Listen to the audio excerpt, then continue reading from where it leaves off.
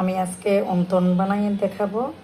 এখানে আমি ছোটো কাপ দিয়ে 2 কাপ ময়দা নিয়ে নিচ্ছি। আটা নিয়ে নিলেও হবে। 2 কাপ ময়দা নিয়ে নিলাম।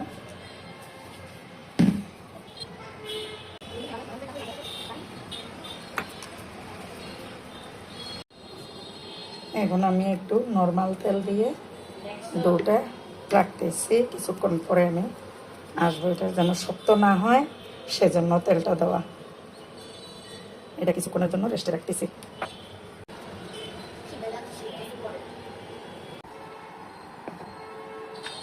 আমি একটা পরোটা বানাবো। আগে পরোটার জন্য তেল দিয়ে দিচ্ছি।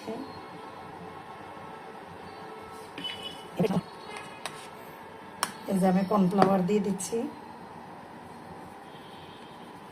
কর্নফ্লাওয়ার না দিলে আপনারা ময়দাও দিতে পারেন।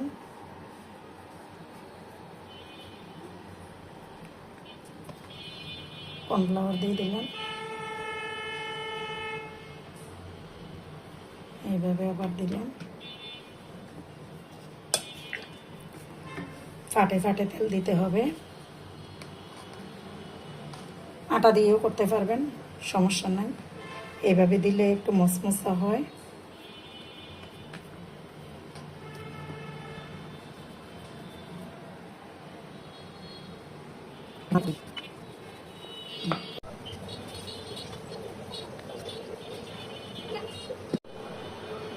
আমি এখন এই পরোটাটাকে 4 ভাগ করব।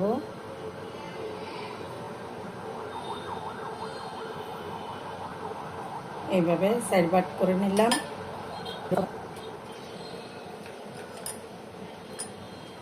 এবার আমি এখানে পুর দিয়ে নিচ্ছি।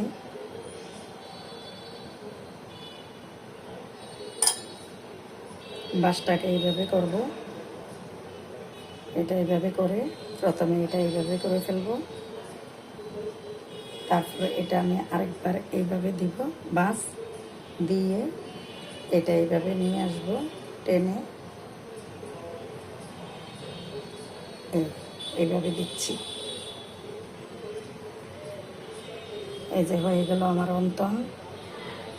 এইভাবে করতে পারেন আপনারা। একভাবে একটা রুটি বানিয়েও করা যায়, ওইভাবেও আমি দেখাবো। এই যে এটা একটা ছোট করে একটা রুটি বেলেছি।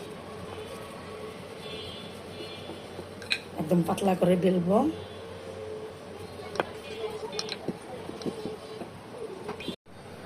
এই যে আমি একটা রুটি বানিয়ে নিয়েছি পাতলা করে। এখন আমি এটাকে রুটিটাকেও 4 ভাগ করবো। 4টা অঙ্কন। এটাও আবার এইভাবে হবে।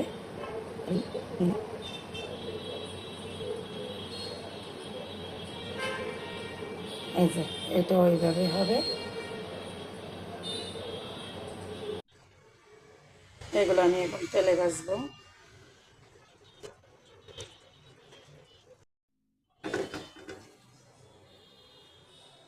এখন আমি এগুলো উঠাই নিচ্ছি।